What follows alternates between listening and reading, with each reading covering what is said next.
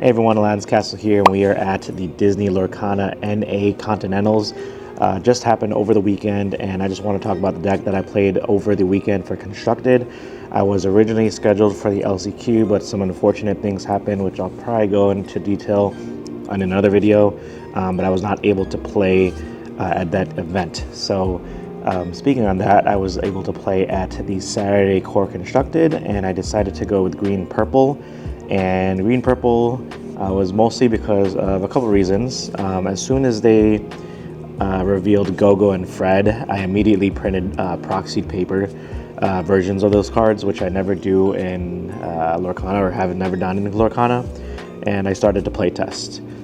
This was possibly back in September, maybe when they revealed it. And I just knew the ceiling that Gogo had, and I just knew that players had to really play around her and kind of think around the plays and try to adapt to it. And you could even play some like mind games by like inking and Gogo. Now it's in the back of their head that I have another one in hand, stuff like that. So it was basically like my favorite reveal of the set. Fast forward to EU Continentals, 5 green-purple decks in the top cut. 3 being Ruby Amethyst and 3 being Ruby Sapphire, which are both green-purple's probably better matchups versus like the steel meta. So that happened. So I was already deep into kind of learning the deck, and I just wanted to stick with one deck going into nationals and kind of just grind it out and just play test from there. So that's what I've been doing the last couple months with the deck. I haven't really posted up too many deck profiles lately. I've been keeping what I wanted to play kind of on the down low, because everybody knew, at least going to NA Continentals, the big 3 was going to be Ruby Amethyst, Ruby Sapphire, and Emerald Steel, and that's what it was. And the meta in the US is a little bit more like steel, so you'll have big names that do play steel, like Zan Sayed and Zach Bivens and stuff, and I think a lot of people will just be trying to at least imitate their list and try to play a lot of those. DeCandio also as well for Diggy Hole. So a lot of those high profile players, I think a lot of people are just going to try to copy over the weekend, and I just kept losing to steel, so it was really rough, but I was already far into it, so I was going to stick to that. And funny enough, the winner of Continentals was Edmund Chu. He pretty much saw through the meta and what was going to happen because of the steel meta. You kind of counter a lot of that with red-blue. You just kind of ramp. You have cards like Be Prepared, you have Medusa, you have Tremaine, you have things that could just like brawl like the genies with the purple meta. So there's a lot of like amazing cards in that color combo, and I think with Edmund Chu countering the blue-red with his Ruby Amethyst deck, it kind of just like made it where he was able to see right through the blue-red meta, and that would have been really interesting for at least me to test, because green-purple I think was the favor, at least in those games. So here we are, Continentals weekend. We waited for the LCQ to start. We were waiting and waiting and waiting, and still nothing. It was probably more than 2 hours until they got everybody seated, at least, for the very least. But we did not start until, I don't know, maybe 11 or something like that. I don't know if people could confirm, but it was definitely not at the 9 o'clock setting. And what was extremely unfortunate was that they overbooked the event.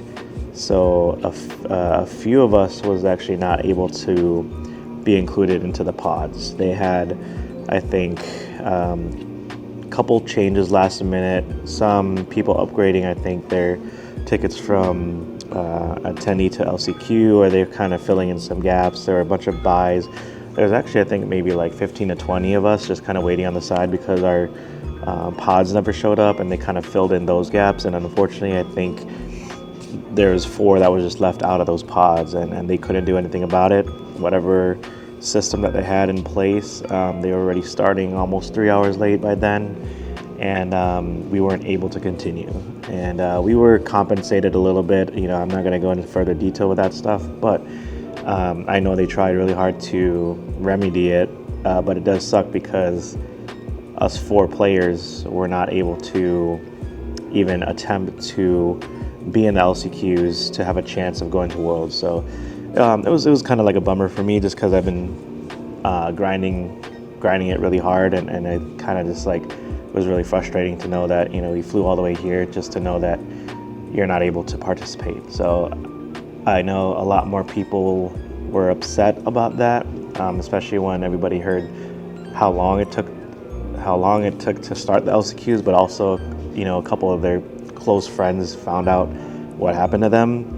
I know some people would be a lot more upset than me. So, but yeah, I'm gonna make that in a separate video. I didn't mean to make this too long. It's a deck profile, but I just wanted to give you guys a heads up of what happened, you know, and how I was not able to participate in the LCQs. But this is the deck that I was gonna run, and I did run the deck at the Saturday Constructed, which was at 9 a.m. And my matches were 5 rounds. So the first round I went against Ruby Amber, Mufasa, really cool guy. He was running the traditional package of Mulan, which was really scary actually, Shift Mulan, which could wipe down my board. I don't know how I was able to recover from that. But he wasn't able to hit his Mufasa, so I was actually able to out-aggressive his board, and he was trying to catch up to me. I won the dice roll, and I was able to get him 2-0. This was a best of 2 format, by the way, and I 2-0'd that game. Round 2 was against probably one of my worst matchups, Amber Steel Aggro. Amber Steel, no mines actually, so he wasn't playing Dwarves Mine or anything like that, but it was more of a kind of hit your curve aggro matchups. He still run daisies, still run Smees, Calhouns, all that good stuff, and some songs. So it was a little hybrid of that, and that's always been, I think, a very challenging matchup for green purple, just because Steel has all that removal, has a lot of things that could kind of tempo out. So it was just really, really difficult for me to win that matchup. Round 3 was against Red Blue. Really awesome guy. I actually ran into him again in the sealed draft later that day, so that was really cool. I was like, okay, cool, one of my better matchups. I just wanted to start off very aggressive, which I did. Opened up like Curse Merfolk, Bonsai, you know, the good stuff against Red Blue is really, really important. He wasn't able to close out game 1, but I did see him run some Spice, which was Maximus, one of my favorite cards in Ruby, and he told me that he wasn't able to get his combo down, which is with the Scepter. I'll put that card up here, but you can kind of add, I think, support maybe to one of your characters, and then you gain lore with Maximus at the end of the turn. So it was kind of like a little bit of combo setup, but he wasn't able to get that, and I was able to out-aggressive him games 1 and game 2. Round 4 was against a mirror match, which I didn't expect to face against, because not too many players are playing green-purple, and especially in the Chicagoland area, there's probably only like a handful of us. So it was, I didn't really have that much knowledge against it, but good thing I at least had some practice games against my boy Jojo out there, and he was able to kind of walk me through some of the game plans against it, and I also follow Artabax and try to imitate his list and kind of his thoughts on like the mirror match. I run the dice roll first, I won, and then he ended up winning the second game, and I think that's kind of how the mirrors go with green purple. It's just I think that's just how it is, and sometimes you got to get lucky, like with them not maybe hitting like a genie to be able to take out your genie, so stuff like that. And then last round I was like, oh man, I really wish I could go against a blue-red player so I could have a good chance at, you know, getting closer to that. I still wasn't confident because I think my ranking was still like 100 something, like in the lower hundreds.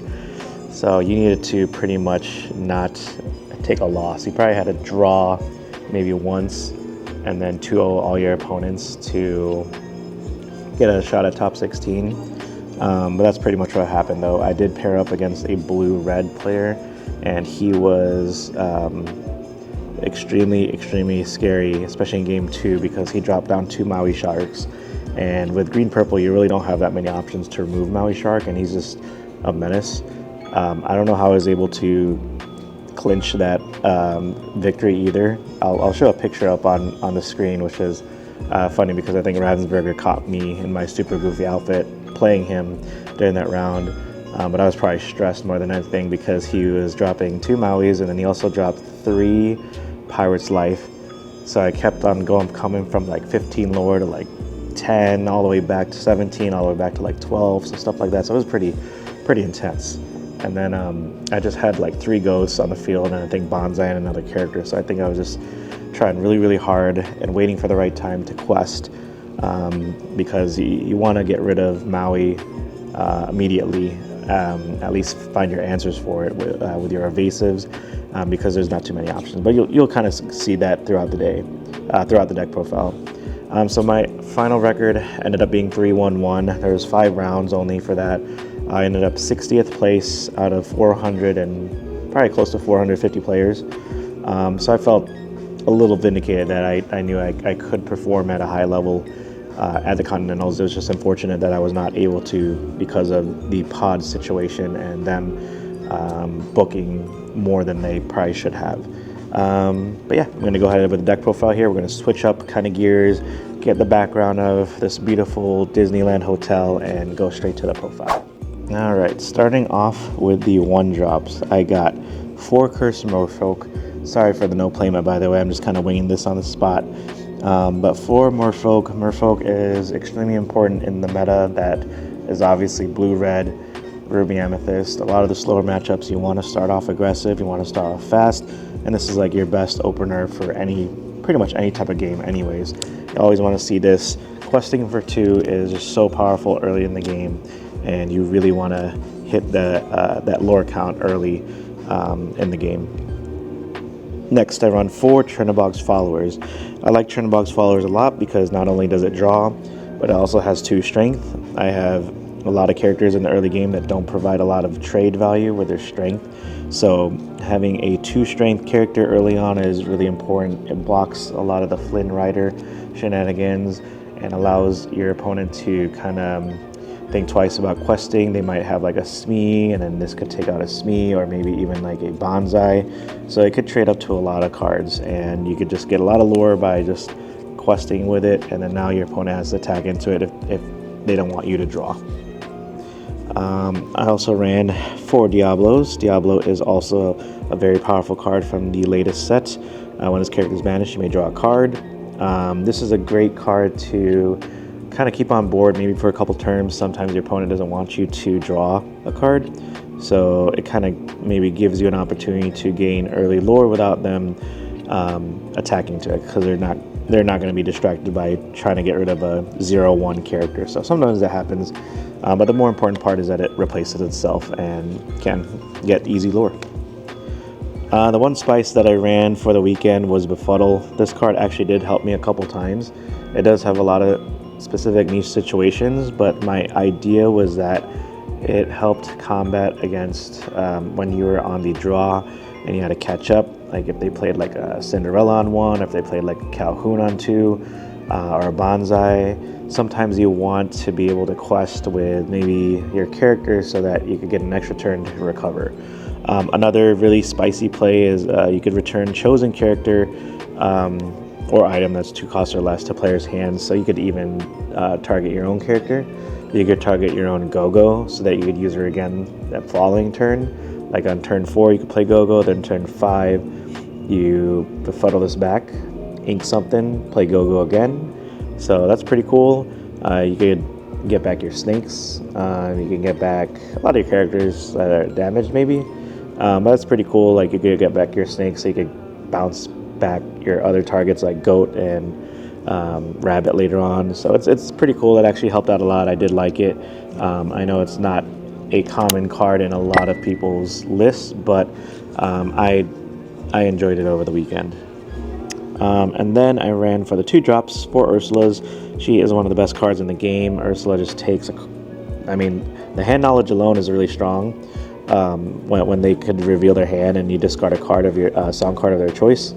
But yeah, it's just the hand knowledge, making sure that you're able to play what you want to play, because sometimes you just don't want to drop a character if your opponent has removal for it. So there's really no point in always going for a specific line when you know you have Ursula, and then you can now map out your next few turns from there. So Ursula is highly underutilized for that fact. Sometimes people just ink Ursula because they may not play songs, but sometimes you might want to get that hand knowledge, which is, I think, at times more important and more valuable than getting rid of a song that you may know that they might not have.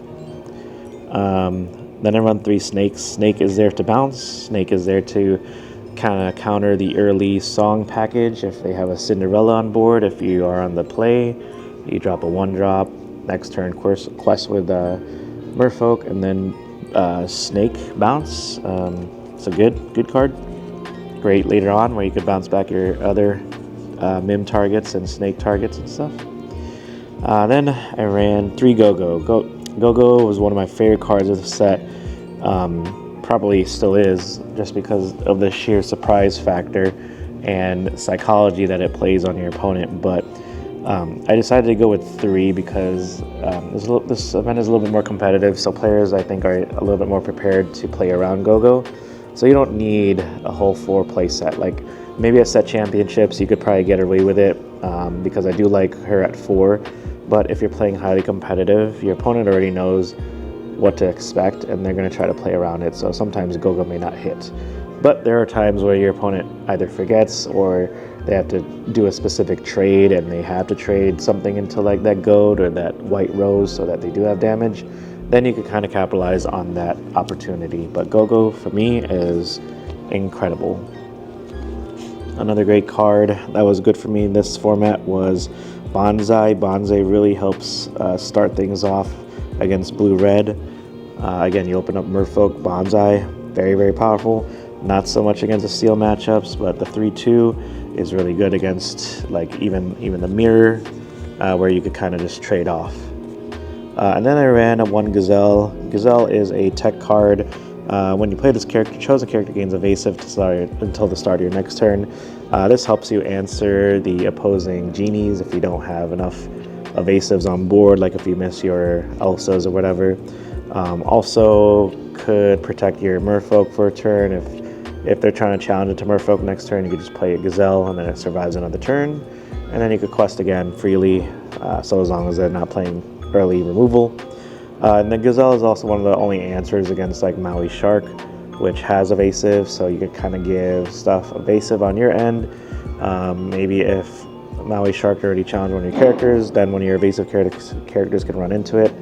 Or you could crab something and crab one of your evasive characters to run into Maui. A really nice play is having a Go-Go Tamago on board already, and then you just play crab and then Gazelle, and you could just go straight there. Or you could play any character really, and then give that character evasive with Gazelle's effect, and then just crash into it. So there's a lot of cool plays with being able to take out certain powerful characters like that. On to the 3 costs. 4 Foxes, can't really explain more. Such a good card to combat against locations. It's great on the draw. It's so strong. A 4/3, you could just bounce things back is really powerful. Next, I ran 4 Crabs, which I think in green purple is essential. I don't think you could cut this down because green purple doesn't have any way of like hard removal like Ruby does. So you need a form of removal, which is going to happen through trade. So you're going to be trading a lot. You're going to be putting up a lot of damage and strength and pumping up characters. So you need Crab to, you need Crab to counter a lot of those really high willpower characters. And then another card that I don't think you could really cut down, maybe, I don't know, but it's really hard to, is Kit. I've always kind of been a Kit non-believer, but after playing this deck and the limited options you have to get the tempo back in your favor, Kit is really important. Kit could just save you from a lot of outs. Like if you're playing against Ruby Amethyst and they have the Flynn package, sometimes you just don't want to be losing to just 3 lore every single turn until you drop like a big strength character. So you could bounce back to Flynn and then hopefully recover and maybe get a goat later on from there, or dropping your hand down enough where the Flynn doesn't trigger with Sisu. Also, you could just get rid of stuff like Genie in a certain situation if you don't have an answer for Genie, or if it needs to buy you an extra time. You could get out like a Piglet. There's a lot of cards. This is a tempo play card that you could just rely on during certain situations. I think it takes a little bit more skill to utilize Kit because you want to bounce back the right target. White Rose. I originally had Prince Philip. I keep going back and forth because of the steel removal. I wanted something protected so that they have to be forced to attack into Prince Philip, which I still think is a fine choice, but I just went with the 4 White Rose just to keep it consistent. It's a great card to play on either part of the game, either on play or on the draw. Gets you the lore, and you could challenge with the 3 if needed, or just keep questing. Very, very solid card, very proactive card. Onto the 4 costs. We run 4 goats. There's a reason why he's named the goat. It could win your games. Obviously, you've seen over the weekend how crazy goat could be. It's just too good not to run 4. I would run 8. I would run 60 if I could. Then the Genie meta, although that's what it was poised at leading into the event, but Edmund Chu said, nah fam, it is not the Genie meta. We don't need that. It is the Tremaine meta. But for all the purple players out there who invested a lot of money in that, like me, to get it all shiny, rip. But it's still a very good card. It's still an amazing card, and you still got to play around it. It draws a card. It's evasive. Quest for 2. It's a 2/4. Very hard to deal with. Very sticky. And if you don't have answers for this in your set championships coming up, then you are going to just lose to multiple Genie turns. So definitely be prepared for that. I'm sure you guys have already leading up to this event. And then I also ran 3 rabbits. Rabbit is there for the bounce package. I don't run Clarabelle. Some people run Clarabelles. I know Artabax, I believe, does. So everybody has kind of like their own play style. I decided not to opt with Clarabelle, but the rabbit I think was good in certain situations. It's a good bait target if they want to use like their brawls or something like that, or something to remove rabbit if he's on the field. But you do run your bounce targets. You do need ways to draw. If you do run against Emerald Steel, which Zan still plays and a lot of other people play, then rabbit bounce is one of your best pretty much combinations to combat against the Emerald Steel discard decks. And then I ran 4 Elsas. Elsa is your way to exert the Genie, and then if you have Genie on play, you kind of run both the Genies into them. So everybody should know that by now, but Elsa is also very valuable just by exerting any character. So if your opponent is trying to keep something open like a Piglet or something like that, or really there's just so many cards that your opponent just thinks twice about questing, and then you could just be like, well, here's Elsa.